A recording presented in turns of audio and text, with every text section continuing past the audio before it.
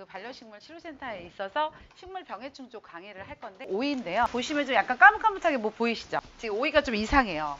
자, 더 보여드릴게요. 지금 이거 신초인데 되게 심각하죠? 이 거뭇거뭇하게 붙어있는 게 뭘까요? 진딧물이에요, 진딧물. 소리쟁이 진딧물이라고. 원래 진딧물이 노지에서는 여름이나 이럴 때나 발생을 하지 겨울에 발생하지 않는데, 이건 하우스다 보니까 겨울에 이렇게 발생을 해요. 자, 이렇게 발생을 하면 저같이 약을 제조하고 약 이렇게 갖고 있는 사람도 안 죽을 거예요. 그래서 그런 아이들이 얘들이 특징입니다. 오이꽃이거든요. 오이꽃인데 이 속에 뭐가 거뭇거뭇하게 보여요. 자, 자세히 보면 얘거든요. 꽃노랑 총체벌레. 아세요? 총체벌레? 네. 꽃을 좋아해요. 노란 색깔 총체벌레예요. 그래서 꽃 속에 얘는 살고 있고요. 꽃하고 뭐 줄기, 뭐 아니면 잎 다 가해하는데, 특히나 꽃을 가해해요. 그래서 꽃을 가해하면 나중에 얘가 어떻게 되냐면, 나중에 꽃은 뭐가 되죠? 열매가 되죠. 열매가 다 우그러져요. 그래서 여기 보시면 고추 같은 경우에 이런 고추 많이 보셨죠? 이거 대표적으로 총체벌레 피해요. 왜냐하면 이제 꽃을 막 흡집을 하다 보면 이 조그마한 오이꽃 속에 이 총체벌레가 몇 마리 들어있는 줄 아세요? 최대 많이 발생해서 대발생을 하면 이 속에 80에서 100마리 들어있어요. 이러니까 거의 초토화예요. 그래서 이렇게 식물이 문제가 되는데, 더 위험한 건 뭐냐면 이 벌레로 인해서 바이러스가 생겨요. 그래서 이렇게 요 바이러스 아시죠? 약간 바이러스는 위축이 되면서 잎이 오그라들고 더 나아가서 이렇게 좀 특이한 문양이 생겨요. 이게 바로 바이러스인데 아주 심각한 해충 중에 하나입니다. 입에 그림을 그렸어요. 아마 이거 국화에 많을 거예요.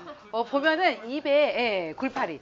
대표적으로 입에 굴을 파는 아이인데 입 옆육이 얼마나 얇아요. 그 얇은 속에 애벌레가 들어있어요.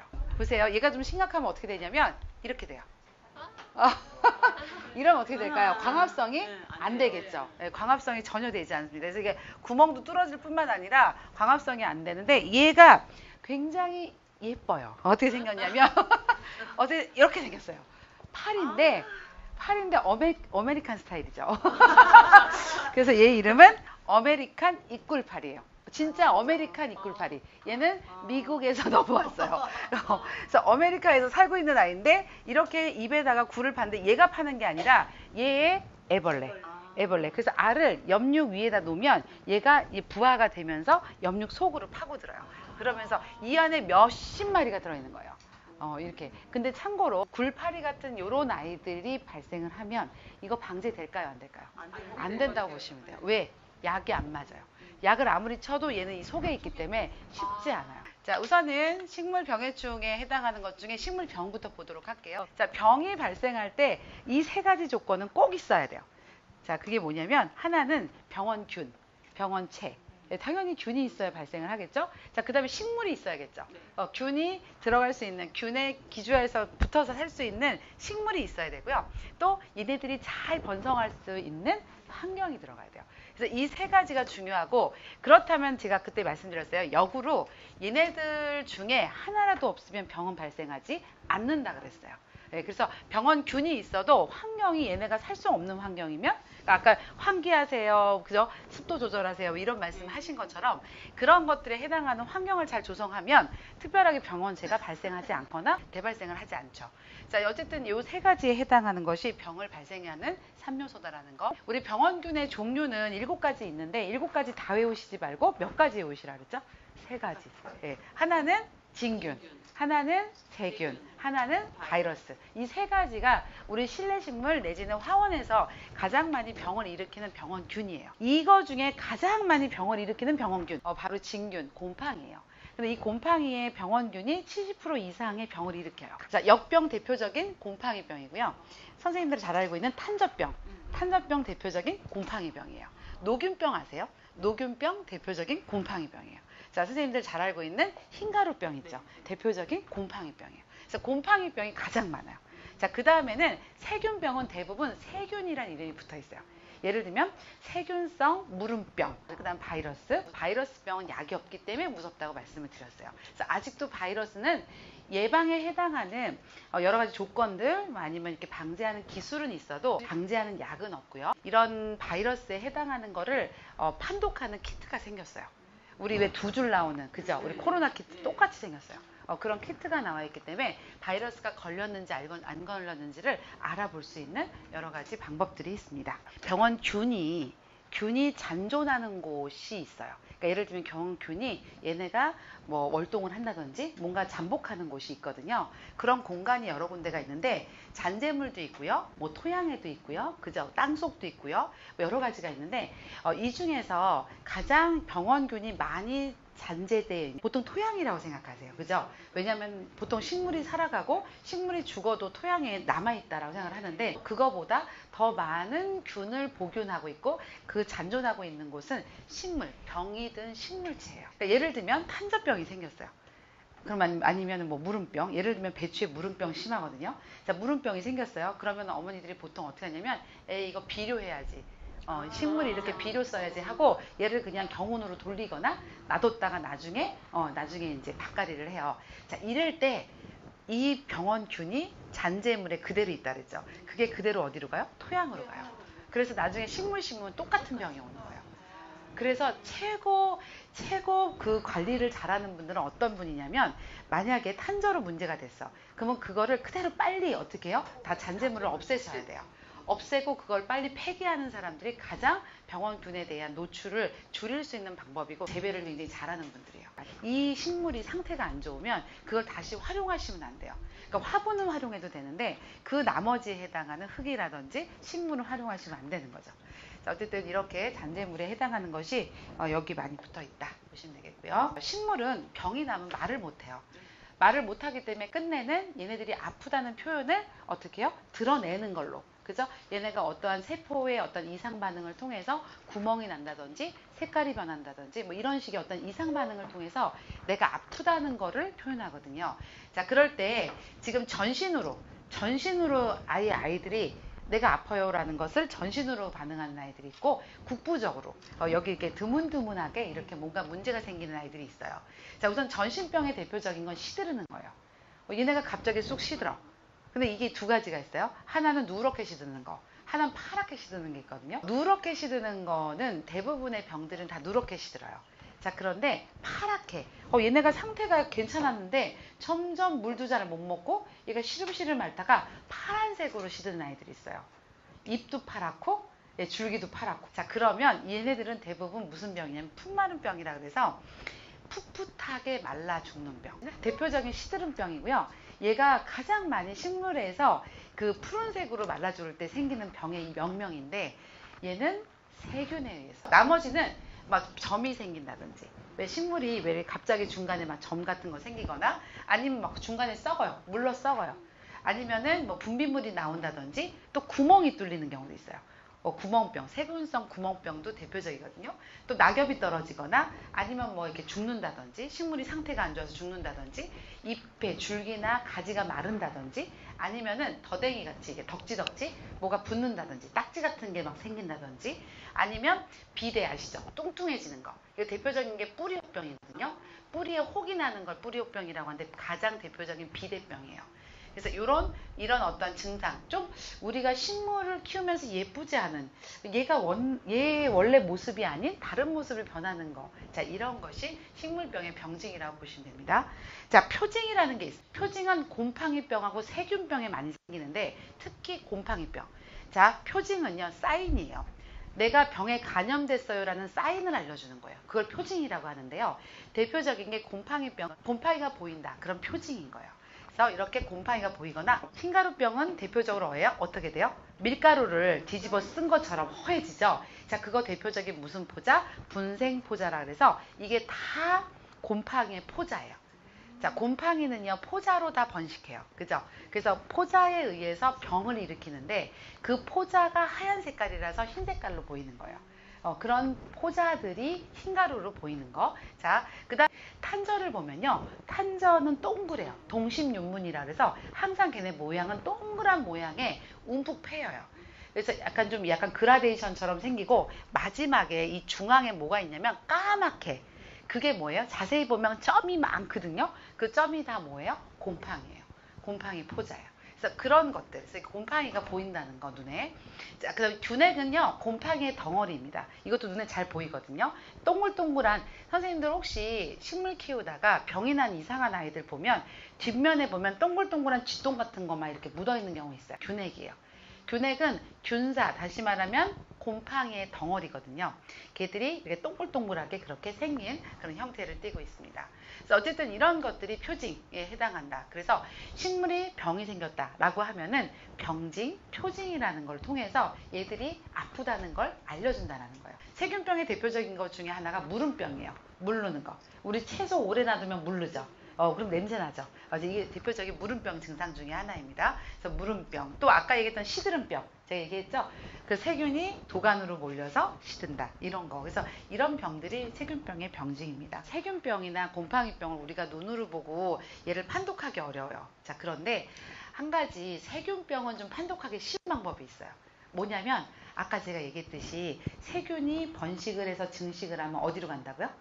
도관으로 간다 그랬죠. 자, 그래서 줄기를 잘라가지고 이런 테이크아웃 컵에다가 물을 넣어요. 그 다음에 이렇게 줄기를 꽂아요. 자, 이러면 여기서 1시간이나 한 2시간 정도 있으면 이렇게 뿌얘져요.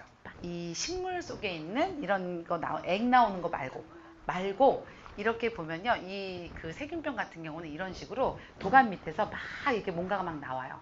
이게 이제 허옇게 나오는, 이걸 보고서는 세균병인지를 판독할 수가 있어요. 그래서 만약에 푸르른 상태로 죽었어요, 얘가.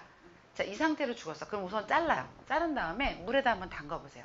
담가보면 얘가 만약에 이런 식으로 뿌옇게 뭔가가 자꾸 나온다. 그러면 세균병을 의심하면 되고요. 빨리 갖다 버리셔야 돼요. 우선 그 세균병에 해당하는 그 화초는 버리시는 게 좋고요. 아니면 세균병에 해당하는 약을 방지하시면 되고요. 그러니까 이제 심각해서 완전히 시들었다, 이러면 더 이상 회생이 안 되니까 버리셔야겠죠. 자, 그래서 어쨌든 이렇게 도관을 자르면 이런 식으로 이렇게 세균이 유출되는 것을 볼 수 있다. 그래서 이렇게 판독을 한다는 거 보시면 되겠습니다. 자, 바이러스는요, 약도 없고 답도 없어요, 걔는. 그래서 바이러스가 생겼다라고 하면 우선 무조건 어떻게 해야 돼요? 걔를 빨리 격리시켜야 돼요. 갖다 뽑아서 갖다 버리셔야 돼요. 그렇게 하시고, 바이러스를 전염시키는 방법이 2가지가 있어요, 식물은. 하나는 바이러스가 있던 아이를 잘랐을 때 액이 나오죠. 그 액을 다음 거에 마찬가지 잘라가지고 그 액이 감염이 되는 거. 자, 그래서 이렇게 접목할 때 그렇게 많이 돼요. 삽목이나 접목할 때. 그럴 때 생기는 게, 그래서 그렇게 옮기는 거 하나. 또 하나는 벌레. 아까 그 총체벌레 보셨죠? 총체벌레 대표적인 바이러스 매개충이에요. 그래서 얘가 구침에 바이러스를 묻고 있다가 옆에로 찔릴 때마다 바이러스를 옮겨요. 그래서 그 2가지로 옮깁니다. 그래서 그렇게 해서 얘네들은 바이러스 같은 경우는 그 방제를 2가지는 잘 해주셔야 돼요. 자, 여기 지금 보시면 문양이 이상하죠? 되게 막 정말 징그럽지 않으세요? 이게 이제 바이러스가 걸리면 이런 식으로 돼요, 얘네들이. 식물 바이러스는. 자, 그러면서 어떻게 되냐면 여기가 이 잎이 다 오그라들어요. 오글오글해져요. 그래서 이런 게 이제 문양이 이렇게 생기게 되고, 특히 바이러스는 이런 문양들이 생기게 되는데, 아까 얘기했던 그 꽃노랑 총체벌레 있죠? 그 총체벌레가 이런 식으로 바이러스를 옮기는 매개충의 역할을 합니다. 나중에는요, 그냥 뭐 과실이고 꽃이고 다 이상하게 이렇게 오그라들면서 상태가 안 좋아지고 나중엔 팔 수도 없어요. 아까 얘기했던 식물 바이러스 키트 있다고 했잖아요. 이거 요즘에 유튜브에 많이 이렇게 나와서 얘기가 되고 있어요. 나중에 한번 활용해 보시면 좋을 것 같습니다. NCPMS를 활용을 하시면 도움을 좀 많이 받으실 수가 있는데, 제가 이거를 어플을 활용해서 하는 거를 배워봤더니 되게 도움되더라고요. 한번 보여드릴게요. 어플 다운받는 데 가서 얘가 여기 NCPMS라고 치시면 돼요. 자, 깔아서 이제 들어가시게 되면 이런 화면이 나와요. 자, 최신 농업 기술 알림이. 이게 처음 거가 이제 메인 화면인데요. 자, 요 메인 화면에서 전문 정보 서비스라는 게 있어요. 정보 서비스라는 걸 클릭하신 다음에 병해충 정보라는 거를 클릭하시면 돼요. 클릭하시면 요런 화면이 나오거든요. 자, 화면이 나오는데 이때 내가 잘 모르겠어요. 예를 들면 내가 무슨 벌레가 발생을 했는데 이 벌레가 도대체 뭔지 모르겠어요. 자, 이러면 이거를 가지고 이제 여기다 이제 의뢰를 해야겠죠. 자, 의뢰할 때 방법이 있어요. 아이디 패스워드 입력하는 회원가입 꼭 하셔야 되겠죠. 사진을 찍으시는데, 왜냐면 업로드해서 올리셔야 되잖아요. 자, 사진 찍을 때 첫 번째가 벌레다 라고 한다면 벌레만 찍어서 올리면 좀 안 돼요. 그런 판독하기가 벌레만 해서 벌레로 판독되는 것도 있지만 보통은 기준을 찍는 게 좋아요. 그러니까 걔네가 발생한 그 식물 있죠. 식물을 하나 찍으세요. 식물 사진 하나 찍고 그 다음에 벌레 사진을 찍는데 벌레가 제가 옛날에 한번 어느 분이 저한테 이거 판독해달라 그래가지고 왔는데 뒤집어져 있는 애들이 싸워가지고 뒤집어져 있는 이런 걸 판독하라 그러면 이게 어렵죠. 아니면 뭐 예를 들면은 이 뭐 발이 하나가 잘렸거나 아니면 날개가 하나가 찢어졌거나 이러면 이제 판독하기가 어렵거든요. 그래서 가장 예쁜 가장 좀 보기에 아주 멋있는 이런 아이를 잘 찍으시는데 그렇게 해서 걔를 클로즈업해서 하나 찍으세요. 자, 그렇게 해서 사진 한 2장 정도 해서 아니면 이제 옆에 이렇게 얘네가 발생을 했는데 뭔가 가해했던 흔적 이런 것도 찍어도 괜찮아요. 자, 이런 식으로 찍은 다음에 얘를 이제 업로드 하시면 돼요. 업로드가 어렵지가 않더라고요. 로그인만 잘 해서 들어가시면 그러면은 업로드하는 방법은 굉장히 쉽습니다. 그래서 여기 보면 여기 신청 방법이 있고 여기 이제 답변 확인 방법이 있거든요. 방법 한번 확인해 보시고 이제 밑에 보면 이렇게 나의 상담 클릭하시고 작물명 예를 들면 장미 발생을 했어요. 그럼 장미 쓰시면 되고요. 그 품종명은 그냥 놔두셔도 돼요. 그 다음에 발생 지역 이런 거 좀 적어주시면 좋고 상담 내용은 이게 뭐 장미에 이런 벌레가 발생을 했는데 어떻게 방지하면 되느냐 피해 사진 올리는 거 있거든요. 올려서 저장만 하시면 돼요. 자, 그러면 여기서 떠요. 나중에 이제 답변에 해당하는 거가 밑에 뜹니다. 그럼 이제 그 밑에 뜬 걸 가지고 클릭해서 들어가서 보시면 되는데 화원을 경영하고 있다. 네, 화원을 경영하고 있고 지금 이게 굉장히 급한 상황이고 그리고 이런 걸 통해서 지금 이렇게 매출에 문제가 된다. 그러니까 좀 빨리 좀 도와달라고 하면 연락도 와요. 연락도 오고 또 그거에 대한 판독도 가고 그리고 만약에 약을 알려달라면 약도 알려줘요. 이게 농진청에서 등록되어 있는 농약들 있죠. 그 농약들도 알려줘요. 굉장히 좋은 사이트니까 선생님들이 꼭 활용하셨으면 좋겠습니다. 병증이나 표징 아까 식물에 발생하는 병 이렇게 생긴 거 아니면 이렇게 뭐 표징 같은 곰팡이 같은 거 이런 것들 잘 살핀 다음에 사진 찍으세요. 사진 찍고 그 다음에 NCPMS 입력해서 그렇게 해서 꼭 좀 도움을 받으셨으면 좋겠습니다. 화해에 발생하는 병해증 쭉 공부할게요. 자, 흰가루는요. 흰가루 장미에 되게 많죠. 네, 맞아요. 장미에 엄청 심각하고요. 뿐만 아니라 중간중간에 선생님들 식물에도 많이 발생해요. 흰가루의 대표적인 특징 중에 하나는 보통 곰팡이는 습할 때 많이 발생할까요? 건조할 때 많이 발생할까요? 습할 때 발생하죠. 그럼 당연히 습할 때 발생해야 되는데 얘는 건조할 때 더 많이 발생해요. 그게 문제예요. 건조할 때도 발생하고 습할 때도 발생해요. 연중 발생해요. 자, 흰가루는요. 뭐 꽃부터 시작해서 이런 줄기, 잎에 다 붙어 있어요. 그래서 얘는 빨리 방제를 하셔야 되고 얘가 처음에 어떤 증상이 먼저 나타나냐면 이렇게 잎에 점이 생겨요. 흰 색깔 점. 자, 흰 색깔 점이 생겼을 때부터 빨리 방제를 하셔야 돼요. 얘는요. 안 그러면 얘가 어떻게 해요? 이런 식으로 돼요. 이렇게 허옇게 다 밀가루를 뒤집어 쓴 것처럼 다 번져버려요. 자, 그래서 이렇게 좀 방제를 해야 됩니다. 방제는요. 선생님들이 선택하기 나름이에요. 농약을 쓰시는 거든 친환경을 쓰시든 다 그거에 맞는 병에 대한 판독만 되면요. 약은 다 있어요. 자, 두 번째 잿빛곰팡이. 잿빛곰팡이는 왜 생기냐면요. 습해서 생겨요. 잿빛곰팡이는요. 이렇게 선생님 아마 이게 국화 같은 거 예를 들면 꽃 같은 거에 보면 곰팡이 그게 왜 그러냐면 너무 오래오래 이 꽃을 보고 싶어서 꽃이 시들 때까지 갖다 붙여뒀을 때 그때 곰팡이병 생겨요. 얘네가 상태가 이제 안 좋아지기 시작할 때 빨리 따주는 게 좋아요. 안 그러면 거기에 균이 붙어요. 얘는 뭐가 문제냐면 무수한 포자가 이 공기 중에 날아다녀요. 그러다가 어떻게 해요? 습하다. 그래서 뭔가 내가 먹을 수 있는 먹거리들이 아주 풍족하게 있다 싶으면 그때부터 어떻게 해요? 번식을 막 해요. 포자가 딱 앉는 순간 번식을 막 해요. 그래서 이렇게 젤을 뿌린 것처럼 잿빛이라는 게 젤을 뿌린 그런 형상을 띠고 있다. 그래서 잿빛 곰팡이입니다. 그래서 이런 형상을 띠고 있는데 이게 아주 대표적인 다습할 때 생기는 그런 병이라고 보시면 되겠어요. 자, 탄저병. 자, 장마가 시작하는 순간 뭐가 생겨요? 포자들이 날리기 시작해요. 자, 포자는 가볍고요. 특히 이 포자는 뭐냐면 비바람에 의해서 덮어져요. 그래서 그 탄저포자 같은 경우는요, 보통 땅에 떨어져서 옆으로 튀는 게 보통 2m까지 튄대요. 그러니까 옆에 있는 거 다 번진다고 보면 돼요. 탄저병 있는 거 빨리 옆에 있는 화분 치우셔야 돼요. 비바람이 치거나 이러면 바람에 의해서 옆으로 튀어요. 그리고 아니면 이렇게 물 탕탕 튀면서 고온 다습할 때 많이 발생을 합니다. 자, 탄저는요, 굉장히 쉽게 판독할 수 있어요. 아까 얘기했을 때 뭐라고 했죠? 동그란 거. 예, 동식유문 이것만 기억하시면 돼요. 얘 지금 병반이 동그래요. 그리고 동그랗고 중간에 이렇게 까만 색깔. 예, 이게 아주 대표적이에요. 그러면 어떻게 하시냐면 먼저 탄저 잎을 떼세요. 탄저병이 난 잎을 빨리 떼시고요. 그리고 난 다음에 빨리 약치셔야 돼요, 얘도. 예. 왜냐면 탄저 그 포자가 여기 다 있잖아요. 이 속에 다 포자가 들어있기 때문에 이게 튀면서 옆으로 번지는 거거든요. 그래서 최대한 잎을 따고 그리고 난 다음에 방제를 하셔서 그런 다음에 이제 새순을 빼시면 돼요. 자, 그럼 세균병. 세균병은요. 제일 많이 오는 게 비 올 때 밖에다가 이제 화분 같은 거 갖다 놓으면 비 맞죠? 예를 들면. 그러면 얘네들이 그 무게에 의해서 얘네가 상처가 나요. 스크래치가 나고 그 속에 이제 세균이 있으면 타고 들어가는 거예요. 그래서 보통은 잎 가에 제일 많이 생기는 게 바로 세균병입니다. 자, 세균병은 아까도 얘기했지만 이렇게 물기가 있을 때 발생을 하는데 그 이유가 꼬리가 있다 그랬죠. 꼬리가 있어서 타고 들어가기 때문에 그런 특징을 갖고 있고요. 이 가에서 타고 들어가요. 얘는. 그래서 대부분이 이렇게 입이 슬리면서 상처가 나면서 거기에 비가 오면 이렇게 애들이 타고 들어가면서 문제를 일으키는 세균병의 가장 또 독특한 특징 중에 하나가 아까 도관으로 몰린다 그랬죠. 그래서 자르면 물이 이렇게 쭉 이렇게 그죠? 그 액이 나온다 그랬죠. 그거 말고 두 번째 판독하는 방법 중에 하나 세균병.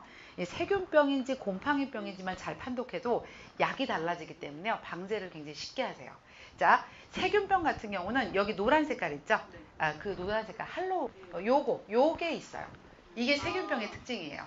네, 그래서 이렇게 노란 색깔 띠가 있다. 이러면 세균병을 의심할 필요가 있어요. 그래서 이렇게 세균병이 발생을 했다. 그러면 항생제를 써요. 식물도 항생제를 써요.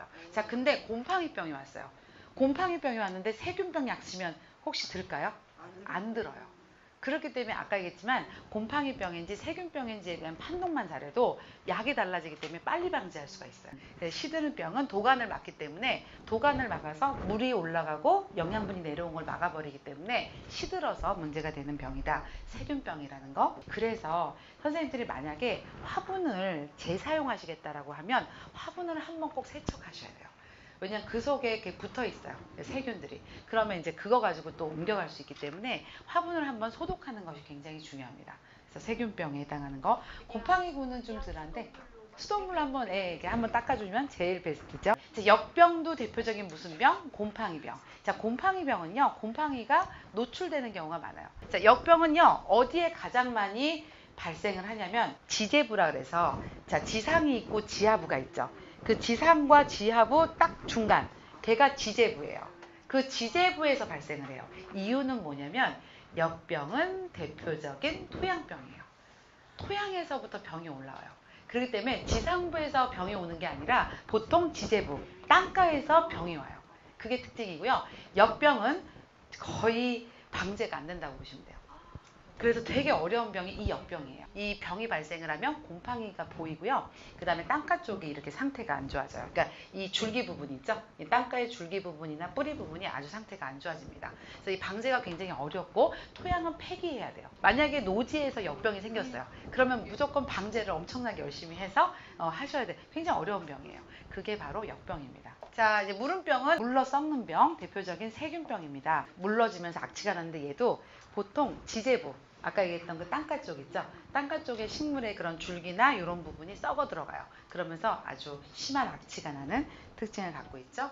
자, 이런 것들. 그리고 얘는 상처를 통해서, 아까 세균병이라 그랬으니까 상처를 통해서 들어가게 됩니다. 이 물음병도 물음병이지만 물음병이 세균병이라 그랬죠? 세균병의 가장 큰 특징 중에 하나가 할로우라 그랬잖아요. 이렇게 노란색 띠 보이시죠? 이렇게 노란색 띠가 보여요. 그러면서 이렇게 이 부분들이 썩어서 이렇게 물러지는, 마리안느나 뭐 이런 것 같아요. 근데 어쨌든 이런 부분들이 이렇게 물러 썩어지는 특징을 갖고 있고, 다육이들 이런 것들도 이렇게 물러지고 썩어지는 병이 바로 이 물음병입니다. 이렇게 병이 발생하는 건, 식물의 병이 발생하는 거는 세 가지 루트예요. 아까 얘기했던 그러니까 균이 세 가지예요. 하나는 곰팡이. 환기를 잘 하셔야 되고 특히나 습한 환기를 없애주셔야 되는 거예요. 화원에 선풍기를 켜고 안 켜고가 굉장히 차이가 나요. 환기를 돌려주는 건요 굉장히 중요한 역할을 해요. 아까도 얘기했지만 이런 습한 부분을 제거시켜주는 부분도 있기 때문에 그래서 선풍기 굉장히 베스트예요. 되게 좋고 그 다음에 두 번째 세균은요 습하면 안 돼요. 다시 말하면 화분에 너무 물을 많이 주거나 과습을 하면 걔는 세균이 올 수 있어요. 왜냐하면 아까 얘기도 했지만 이 상처를 통해서 있는 상태에서 물이 있으면 타고 들어간다 그랬죠. 자, 그렇고 그 다음 바이러스는 소독. 그래서 이렇게 선생님들 그 가위라든지 이런 손으로 뭘 하실 때 그때 좀 이렇게 가끔 소독을 해주셔서 그렇게 해서 방제를 하시면 도움이 되겠습니다. 자, 그 다음에 이제 해충 갈게요. 해충은요, 흡집성하고 섭식성이 있는데, 섭식성으로 갉아먹는 나방류는 거의 없어요. 우리 실내 식물은 대부분 흡집성에 해당하는 그런 해충들이 많습니다. 자, 깍지벌레인데요. 이게 특히나 어디에? 과수에 열매 있는 아이들에게 굉장히 많이 심각한 게 이 깍지벌레예요. 자, 깍지벌레는 흡집성이고요. 얘는 한번 빨대를 꽂으면 얘는 안 움직여요. 자. 그래서 한참 빨아먹고요. 쭉쭉쭉쭉쭉 빨아먹고 중요한 건 끈적끈적한 똥을 싸요. 그래서 끈적끈적하게 똥이 많이 붙어있는. 근데 그 끈적끈적한 게 나중에 거기에 뭐가 생기죠? 막 먼지 같은 게 끼면서 검해지죠. 굉장히 지저분해지는 특징을 갖고 있습니다. 자, 얘는요, 밀랍이라고 하는, 얘가 두 가지 형태예요. 왁스층으로 덮여있는 아이들이 있고요. 밀랍이라고 하얀 색깔 있죠. 가루로 덮여있는 애가 있어요. 가루깍지벌레라고 들어보셨나요? 가루가 뒤덮여 있어서 가루로, 흰 가루로 덮여 있는 애가 있는데, 흰 가루로 덮여 있는 애들이 대부분 실내 식물에 많아요. 그래서 곰깍지벌레나 이런 그 코팅으로 덮여 있는 애들은 많지 않고요. 있기도 해요. 있기도 하지만 보통은 이제 가루깍지벌레가 많은데, 자, 가루깍지벌레 방제하는 거 알려드릴게요. 보통은 이제 가루깍지벌레가 있으면 약을 쳐요. 자, 약을 얘를 그냥 샤워를 시키듯이 물만 묻히면 얘가 죽는다고 생각을 해요. 그렇지 않아요. 자, 가루깍지벌레나 깍지벌레는요, 무조건 밀랍이나 그 코팅을 벗겨내야 돼요. 그게 얘네들을 보호하는 보호막인데, 그 보호막이 있어서 약이 안 들어가요. 그렇기 때문에 제일 좋은 건요, 보통 고압 분무기라면 제일 좋은데 그게 어려우시니까 이런 분무기로 최대한 가까이 두고선 걔를 계속해서 밀랍을 벗겨내셔야 돼요. 아시겠죠? 걔를 계속 쏘면 밀랍이 이렇게 허옇게 벗겨져요. 그러면 그 속에서 속살이 나와요. 그럼 그 속살에 맞아야 죽어요. 자, 그게 1번. 자, 두 번째는요, 깍지벌레는 이게 그 바퀴벌레랑 똑같아요. 그래서 알집을 품고 있어요. 그래서 얘는 부화시켜서 내보내요. 그러니까 알을 낳는 게 아니라 아기를 낳아요. 그래서 아기를 부화시키는데, 자, 이게 열심히 우리가 약 쳐가지고 걔를 한 마리 죽였어요. 자, 그러면 그 속에는 알이 죽어야 되죠. 안 죽어요. 600개의 알은 살아있어요. 걔들이 살아있기 때문에 또 나오는 거예요. 그래서 깍지벌레를 죽여도 또 나와요. 몇 주 있으면 또 나와요. 그게 바로 얘네들을 안 죽여서 그래요. 그렇기 때문에 제일 좋은 방법은 어떻게 해요? 눌러 죽이는 게 가장 좋아요. 그래서 선생님들이 어쩔 수 없이 이렇게 닦아서 이렇게 뭐 이렇게 휴지 같은 걸 닦아서 죽이는 게 베스트예요. 그러면 601개를 죽이는 거고요. 약만 치면은 한 마리만 죽이는 거예요. 진심이에요, 진심. 그래서 농약을 치면 계속 쳐야 되는 거예요. 그래서 무조건 잔류가 걸려요, 얘네들은. 그래서 그게 문제가 됩니다. 자, 그래서 얘는 꼭 좀 그런 식으로 방제를 해주세요. 밀랍을 벗기거나 코팅이 있다. 그러면은 최대한 세게 쓰셔야 돼요, 약을. 그래서 깍지벌레 약이 독해요. 왜냐하면 위에 있는 걸 걷어내야 되기 때문에 약 자체가 굉장히 독합니다. 이렇게 허옇게 묻는 거 아시죠? 응애라는 아이는 거미예요. 자, 곤충과 거미는 다르죠. 그래서 선생님들이 지금 갖고 계시는 살충제로 거미를 죽이면 거미는 안 죽어요. 이유는 뭐냐면, 거미는 곤충이 아까 아니라 그랬죠. 그래서 거미약이 따로 있어요. 그거를 살비제라 그래요. 그래서 살충제를 사시면 안 되고, 농약을 사실 때 살비제라는 약을 사셔야 돼요. 왜 점박이냐면, 양쪽에 점 보이시죠? 이 검정 색깔 점이 내장이에요. 얘들 내장. 내장이 둥둥 떠다니는 거예요. 그래서 이렇게 내장이 검정색으로 보여서 이걸 점처럼 보여서 점박이응애라고 해요. 자, 이 점박이응애가 여러분들 가정에 그리고 화원에 최고 많아요. 최고 많은 응애입니다. 얘가 가장 문제가 되고요. 엽록소만 먹어요. 뒷면에 엽록소만 먹어요. 그러니까 어떻게 했냐면 대부분 다 뒷면에 있어요, 얘는. 그래서 뒷면에서 먹을 때 찍고 찍고 찍고 이렇게 먹어요. 그러니까 하얀 색깔 반점을 만들어요. 찍고 찍고 찍고 이래서 나중에 허연 색깔 반점이 있는 게 특징이고요. 이게 거미라 그랬죠. 자, 뒷면에 거미줄이 있어요. 미세한 거미줄이 있어요, 선생님. 자세히 보세요. 그러면 그 거미줄이 있다. 허연 색깔 이런 반점들이 있다. 뭐가 좀 잠깐 이렇게 조그만 게 기어다닌다. 응애일 가능성이 최고 높아요. 여기 알이 보이시고 옆에 4마리가 보이니까 성충이 좀 많아 보이지만 그 옆에 쫙 다 알이라고 보시면 돼요. 알을 엄청 많이 낳아요. 무수한 알을 낳아요. 그래서 금방 번지고 금방 상태가 안 좋게 만드는 게 응애예요. 농작물, 산림, 그 다음에 선생님들 여기 화해류 뭐 이런데 다 없는 데가 없어요, 이 벌레는. 그래서 엄청난 농약을 쳐요. 그래서 얘는 이미 약제 저항성을 갖고 있어요. 약에 대한 내성을 갖고 있어서 어떤 약도 잘 안 죽어요. 그래서 약을, 응애약을 사실 때는 2개를 사셔야 돼요. A약, B약 교차로 치셔야 돼요. 그래서 A약을 쳤으면 다음에 A약을 치면 A약에 의해서 내성이 생겼기 때문에 안 죽어요. 그래서 A약, B약을 섞어가면서 치셔야 돼요. 그게 응애입니다. 그래서 응애는 굉장히 안 죽는 약재 저항성을 강하게 띠고 있는 특징을 갖고 있다. 얘를요 자세히 보면요 엄청난 털을 도포하고 있어요. 약이 안 들어가게 생겼어요. 그렇기 때문에 엄청 벌레가 어려운 벌레 중에 하나입니다. 얘가요 밀도가 높아지죠. 밀도가 높는다는 건 굉장히 많은 알들이 부화해서 더 이상 먹을 먹이가 없어지면 꼭대기에서 엄마가 불러요. 얘들아 빨리 와 이렇게 불러요. 자 그러면 한꺼번에 같이 거미줄을 타고 옆으로 이동을 해요. 그래서 보면 중간에 이상한 거미줄이 얽혀 있는 것들이 꼭대기에 있으면 응애가 많이 탈출한 거라고 보시면 돼요. 탈출을 막 해갖고 옆으로 이동한 흔적입니다. 네, 그래서 그런 특징을 갖고 있는 게 응애예요. 자, 차먼지 응애. 안 보이는 응애가 있어요. 자, 얘가 차나무에서 먼저 생겼어요. 먼지처럼 작은 응애예요. 먼지처럼 작으니까 안 보여요. 눈에 아예 안 보여요. 그 우리가 보는 광학 현미경이 아니라 전자 현미경 아세요? 컴퓨터 현미경으로 봐야 돼요. 그래 이게 이렇게 보여요. 엄청나게 아주 무서운 벌레입니다. 자, 근데 얘가 화해류에 심각해요. 화원에서 그래서 얘 때문에 약을 엄청 쳐요. 왜냐하면 안 보이기 때문에 한 번 발생한 거가 판독이 되면 여긴 다 대발생했다고 보시면 돼요. 그럴 때 전면 초토하기 때문에 얘는 계속적인 약을 쳐야 돼요. 그래서 굉장히 무서운 벌레 중에 하나고 선생님 화원에도 있을 수 있어요. 이게 농장에서 많이 넘어와요. 농장에 많이 있기 때문에 그리고 화해류에 많이 발생을 합니다. 자, 얘는요 특징 중에 하나가 광택을 내요. 이게 무슨 소리냐면 얘가 가해를 하죠. 가해를 하면은 잎이 반딱반딱해져요. 그리고 잎이 들떠요. 왜냐하면 미세한 우리 식물들은 털이 있거든요. 그 털이 없어져요. 그러면서 반딱반딱반딱하게 돼요. 얘가 약간 잎이 이상하게 반들거리면서 들떴네. 살짝 의심하세요. 그러면 빨리 약을 치시는 방법이 제일 좋습니다. 얘는 잘 안 보이기 때문에 판독하면 많이 늦어요. 총체벌레 화원에서 최고 많은데 화원에서 다 놓치세요. 이 벌레가 벌레인지 모르고서는 그냥 넘어가세요. 이러면 나중에 뭐가 문제냐면 선생님들이 상품을 못 팔아요. 왜냐면 얘가 스크래치를 내거든. 자, 뭐냐면 얘는 턱이 한쪽은 커요. 한쪽은 작아요. 그래서 얘는 뚫어서 먹는다고 돼 있긴 해요. 책에는. 근데 어떻게 먹냐면 한쪽으로 긁어요. 한쪽으로 빨아요. 자, 그러면 긁을 때마다 뭐가 생기죠? 스크래치 나겠죠. 자, 그래서 상품이 다 스크래치가 나요. 그래서 잎도 스크래치가 나고 꽃도 스크래치가 나고 그런 게 특징입니다. 얘가 가장 문제되는 해충 중에 하나죠. 얘가 좋아하는 건요. 아까 꽃을 좋아한다 그랬죠? 꽃만 좋아하지 않아요. 꽃, 열매, 잎 다 가해요. 이 총체벌레는 진짜 방제가 어려운 아이예요. 왜 방제가 어려우냐면 자, 우리가 보통 성충이 되면 알을 낳죠. 알을 낳으면 얘가 이제 유충이 되죠.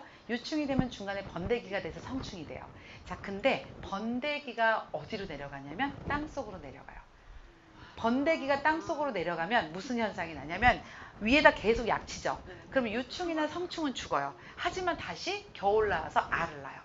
그렇기 때문에 방제가 안 돼. 땅속에 번데기가 있다는 거, 방제가 정말 쉽지 않다는 거. 그리고 너무 많이 발생을 하기 때문에 너무 많이 약을 쳐요. 그래서 얘는 100% 내성이 있어요. 약을 2개 사셔야 돼요. A약, B약. 그래서 2개를 번갈아 가면서 치셔야 됩니다. 자, 그래서 이게 총체벌레 보면 이렇게 스크래치 나 있죠. 이런 식으로 선생님도 화해 식물에다 스크래치를 내요. 총체가 잘 안 보여요. 총체가 꽃 속에 있기 때문에. 그래서 이거는 좀 방제를 잘 하셔야 됩니다. 이 뿌리파리가 뭐냐면 화분에 팔이 날아다니죠. 이건데 이거 뭐 때문에 그런 줄 아세요? 상토 때문에 그래요. 상토에다 유기물 있죠. 유기물을 섞어요. 왜 이렇게 요즘에는 유기질 비료 해가지고 화학 비료 안 쓰고 또 뭐 이렇게 한다 그래서 여기저기 이것저것 섞죠. 그때 그 아이들이 숙성이 잘 되면 그러면은 별로 냄새도 안 나요. 자, 근데 숙성이 잘 안 되고 완숙이라고 하죠. 이렇게 안 되고 미숙이 되면 얘들이 냄새가 나고 발효 냄새가 나면 파리를 꽈요. 그 파리가 어디다가 땅 속에다 알을 낳아요. 원래 우리 구데기는 그죠. 우리가 아는 파리는 똥파리는 똥에다 그잖아요. 얘는 똥이 아니라 어디다 그죠. 흙에다가. 그러면 흙에 얘가 이렇게 알을 낳으면 흙 속에 있는 뿌리를 가해요. 그래서 뿌리를 가해하고 있고, 그러니까 성충은 날아다녀서 지저분해 보이는 것밖에 없고, 나머지 그 식물을 가해하는 건 뿌리를 가해하는 이 뿌리파리예요. 그러니까 뿌리 애벌레죠. 애벌레가 가해하는 특징을 갖고 있습니다. 그래서 얘는 방법이 뭐냐면 요즘에 노란 색깔 트랩 아세요? 네. 아시죠? 그거를 이렇게 꽂아 놓으면 좀 도움이 되고요. 그러면 약을 쓰시면 좀 도움이 됩니다. 자, 온실가루이 이거 잘 죽이셔야 돼요. 이거를 방제를 놓치면요, 선생님 화원에 있는 모든 식물들이 다 피해를 봐요. 가루이라고 하는데 얘는요, 깍지벌레, 진딧물, 가루이 이 세 가지는 다 같은 아이예요. 친척이라고 보시면 돼요. 자, 어떤 특징이냐면, 자, 흡줍을 해요. 흡줍을 하고 뭘 싸요? 똥을 싸요. 그래서 얘네들은 왜 진딧물도 흡줍하고 똥 싸죠. 그다음 깍지벌레도 흡줍하고 똥 싸죠. 똑같아요. 얘도. 그래서 같은 아이들이에요. 그래서 약이 비슷해요. 하원에서 이렇게 가끔 이렇게 툭 치면 허옇게 날아다니고 또 툭 치면 허옇게 날아다니거든요. 얘 날개가 있어요. 날개가 있기 때문에 그 날개를 달고 다니면서 그러면서 이렇게 옮기는 특징을 갖고 있죠. 자, 이 가루이는요, 이래요. 뒷면에. 이 정도로 심각해요. 얘는 엄마랑 아기가 다 흡줍을 해요. 그렇기 때문에 어때요? 한번 발생하면 어마하게 문제가 되겠죠. 자, 그리고 엄마는 날개를 갖고 있고요. 유충은 날개를 안 갖고 있어요. 그래서 유충 때 방제를 해야 돼요. 왜냐면 엄마는 날아가니까, 날아가니까 약이 안 맞으니까 애들을 방제하는, 그래서 방제를 해야 되는 특징을 갖고 있고요. 알을 무수하게 많이 낳아요. 그리고 똥을 싸고, 그리고 이제 문제는 담배 가루이가 바이러스 매개충이에요. 그러니까 바이러스를 일으켜요. 얘 때문에 바이러스가 생겨요. 이 세상이 멸망해도 이 진딧물은 살아있다고 생각할 정도로 진딧물의 진화가 더 대박이에요. 이 진딧물은요, 구침을 꽂고 쭉 먹고 똥 싸고 쭉 먹고 똥 싸고 이렇게 가요. 자, 그러면 이 똥 쌀 때마다 옆에 주변에 있는 애들이 누구예요? 개미예요. 개미가 그렇게 좋아해요. 그래서 이 감로를 개미가 좋아하고요. 이 진딧물의 감로뿐만 아니라 깍지벌레도 개미를 꽈요. 그리고 마찬가지로 아까 얘기했던 그 온실가루 있죠? 걔도 감로를, 똥을 싸잖아요. 그걸 다 개미가 좋아해요. 그래서 항상 보면 이런 아이들 옆에는 개미가 많이 붙어 있는 경우도 있어요. 얘가 구침으로 빨 때마다 독성 물질을 내요. 그렇기 때문에 상태가 안 좋아져요. 진딧물에 한번 가해를 받은 식물들은 상태가 안 좋은데 그 이유 중에 하나가 구침에 독성 물질을 갖고 있어요. 그래서 뿜으면서 먹어요. 그렇기 때문에 문제가 되는 해충입니다. 우리 보통 벌레들은요, 내지는 곤충들은 이렇게 수컷과 암컷이 교미를 하죠. 교미를 하면 알을 낳죠. 그 아이들이 다시 애벌레가 되고 이렇게 성충이 되고 이렇게 되잖아요. 자, 근데 우리 진딧물은 좀 달라요. 어떻게 하냐면 교미를 안 해요. 교미를 안 하고 뭐를 낳아요? 아가를 낳아요. 엄청 번식 속도가 빠르겠죠. 어마어마하게 빨라요. 그러니까 아기들을 보통 알에서 부화해서 시간이 걸리는데 시간이 안 걸리는 거예요. 자, 근데 더 대박은 뭐냐면 그 아기들, 그러니까 산자라고 하거든요. 자, 이 아이들이 대부분 다 암컷이에요. 98%가 암컷이에요. 2%만 수컷이래요. 진딧물 번졌다 그러면은 거의 초토화는 시간 문제예요. 특히 2주 안에 거의 초토화예요. 그러니까 빨리 방제하셔야 돼요. 진딧물을 개미가 이동시켜준다고 돼 있어요. 그래서 공생관계라고 돼 있거든요. 자, 근데 개미에 몇 마리 타겠어요? 걔네가? 생각해보세요. 몇 마리 못 탈 것 같아요. 제가 봤을 때. 자, 진짜 정말 대박은 뭐냐면요. 얘네가 먹을 게 없죠. 자, 그러면 암컷만 있잖아요. 거의 대부분. 자, 거기에 수컷이 2% 있다 그랬죠. 그 수컷을 잡아요. 암컷이. 딱 잡고 바로 뭐를 해요? 교미를 해요.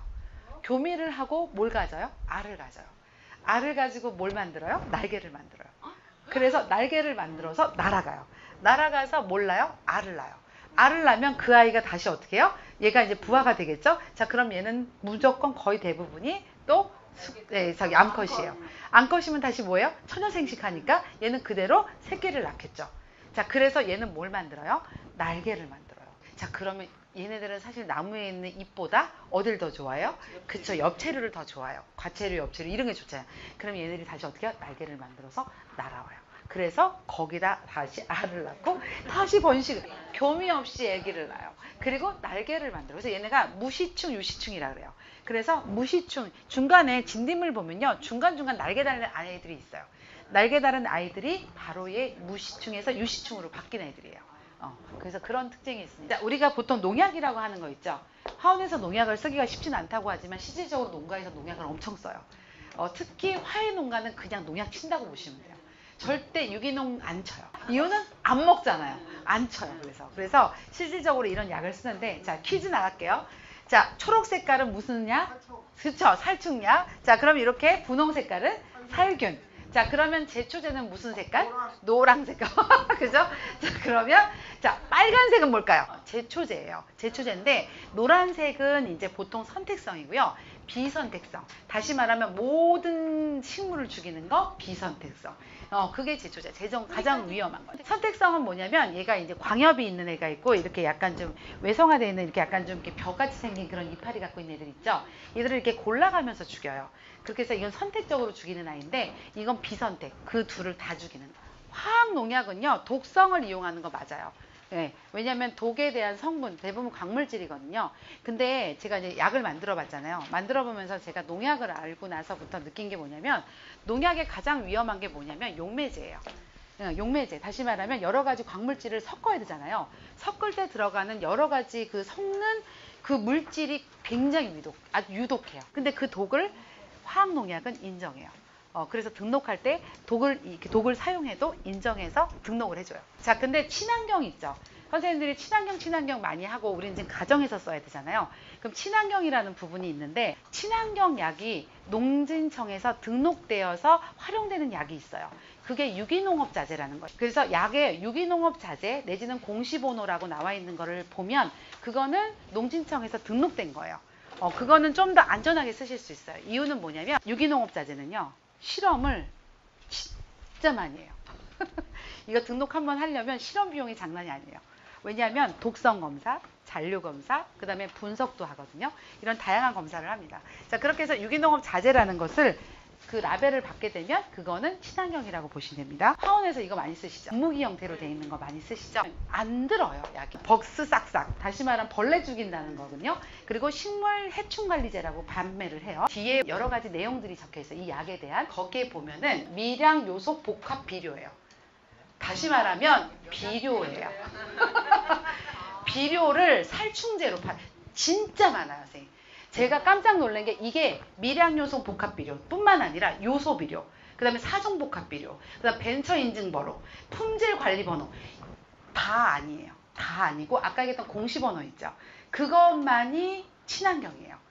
나머지는 다 비료예요. 이렇게 식물성에 해당하는 걸로 약을 만들죠. 무조건 광분해가 돼요.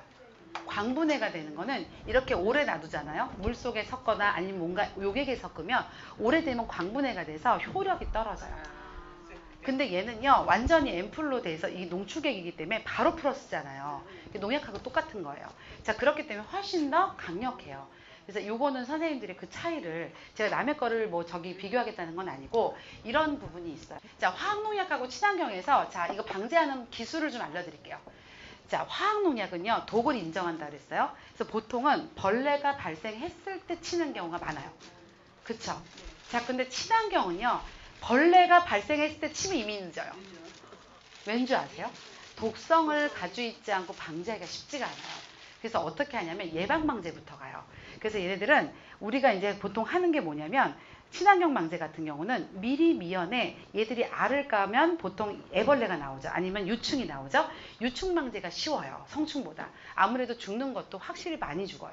그렇기 때문에 유충 방제부터 진행을 해요. 그래서 보통 친환경은 자주 쳐요. 농가도 똑같아요. 농가도 보통 일주일에 한 번은 약 친다고 보시면 돼요. 근데 일주일에 한 번씩 농약 친다고 생각해봐. 그럼 거의 농약 잔류 걸려요. 굉장히 어려운 부분이 있거든요. 근데 친환경 같은 경우는 잔류가 걸리지 않게끔 만들어진 약이기 때문에 실질적으로 초기 방제부터 해요. 벌레가 있을 때 쳐야지가 아니라 1, 2주에 한 번은 방제를 하세요. 그게 굉장히 도움이 돼요. 그래서 이렇게 좀 활용을 하시면 좋겠습니다. 나머지는 한번 보시고 특히 뭐 다른 거보다 저희는 좀 속도가 느리긴 해요. 느리지만 그래도 초기 방제부터 하면은 효과는 굉장히 좋아요. 화원협회에서 반려식물 치료센터만 약을 드려요. 아시지만 그 앰플 약을 드리는 게 3개 들어있거든요. 그러니까 이제 만약에 치료센터 하시면서 이제 소비자들에게 이제 컨트롤 하시고 뭐 선생님들이 쳐주셔도 되고 아니면 이렇게 뭐 주시면서 판매를 하셔도 되고 그렇게 해서 활용하시면 되는데 쓰는 방법 소개해 드릴게요. 앰플은 3개 들어있고 자, 이거를 만약에 벌레가 발생하거나 병이 있으면요 3일에 한 번 방제해요. 3일에 한 번. 자, 그 다음에 예방 방제를 하는 건 1, 2주에 한 번이에요. 그렇게 해서 방제를 하시면 됩니다. 자, 여기 우선은 얘는 앰플을 이렇게 제가 이렇게 뚜껑을 여는 걸로. 근데 대부분 이렇게 유튜브 보니까 이걸 이렇게 넣으시더라고요. 안 넣으셔도 되고 이렇게 넣으시면 돼요. 그래서 이렇게 약을 이제 넣으면 이게 뿌옇게 되거든요. 참고로 이제 한번 해보시면 알겠지만 얘가요 무슨 향이 나냐면 소나무 향이 나요. 그리고 소나무랑 이게 저희가 에센셜 오일을 4개를 섞었거든요. 그래서 다양한 어떤 오일들을 섞어서 활용을 하고 있습니다. 자, 이렇게 하면 이렇게 뿌옇게 되거든요. 아, 참고로 얘는요 500용이에요. 500용. 그래서 여기 지금 화원 옆에 이 저기 패키지를 보면 얘는 응애용은 아니고요. 패키지가 이렇게 돼 있어요. 약을 이렇게 50개 여기다 들어가 있거든요. 약 50개 요거. 네, 분무기 들어가 있고요. 이게 500ml예요. 500ml 통 하나고, 근데 이제 집에 있는 아니면 화원에 있는 분무기 쓰셔도 되니까 그렇게 해서 활용하셔서, 자, 이렇게 해서 이제 약을 만드시면 돼요. 약은 만드는 건 어렵지 않고요. 자, 이렇게 하시고 난 다음에는, 자, 이제 만약에 방제를 하신다고 하면 애들은 어디 많이 있죠? 뒷면. 이렇게 위도 치워야겠지만 뒷면 쪽 있죠? 뒷면 쪽을 이렇게 해서 좀 꼼꼼하게 좀 쳐주세요. 깍지가 있다. 어떻게 한다고요? 최대한 밀랍이, 예, 가까이에서 밀랍이 벗겨질 때까지 좀 그렇게 쳐주시면 도움이 됩니다. 자, 이렇게 치시고요. 자, 치고 나면 남죠. 만약에 예를 들면 다 쳤는데 좀 남았어요. 자, 그러면 물을 좀 더 넣고요. 그 다음에 얘를 이렇게 관주를 하세요. 자, 그러면 뿌리 파리도 돼요. 예, 그래서 뿌리 속에 있는 파리들 있죠. 겉에 나와 있는 아이들은 안 돌아다닐 거예요. 그렇게 해서 방제를 하시면 됩니다. 그래서 얘는 한 번에 다 쓰셔야 돼요. 아시겠죠? 두고두고 쓰는 게 아니에요. 희석하면 바로 쓰세요. 그렇게 해서 한 번에 토양까지 해가지고 다 관주를 해서 끝내시면 돼요. 방제하는 벌레가 진딧물, 깍지, 제일 잘 되는 건 진딧물은 거의 잘 죽어요. 잘 죽고, 그 다음에 깍지는 아시겠지만 성충은 죽어도 계속 나와요. 그렇기 때문에 보통 방제를 하려면 벌레가 있다라고 하면은 3, 4일에 한 번씩은 하셔야 돼요. 그래서 계속 쳐주셔야 되고요. 오시가루인은 벌레가 날아다녀요. 그렇기 때문에 유충 위주로 그렇게 해서 죽이시고, 그것도 마찬가지로 벌레가 발생했을 때는 3, 4일에 한 번씩 한 3번은 치셔야 돼요. 그렇게 하고 예방방제는 일주일에 한 번씩. 그 다음에 미국 선녀벌레 아세요? 미국 선녀벌레도 얘도 날아다니는 성충은 어려워요. 근데 유충은 거기에서 돌아다니거든요. 그런 애들에게 방제해서 활용하시면 됩니다. 근데 이 약이 좋은 게 뭐냐면요, 흰가루가 돼요. 흰가루. 그러니까 충도 되는데 병도 되는 거예요. 충병 동시방제제예요. 이거 동시방제제로 등록돼 있어요. 그래서 두 개가 동시에 방제가 된다.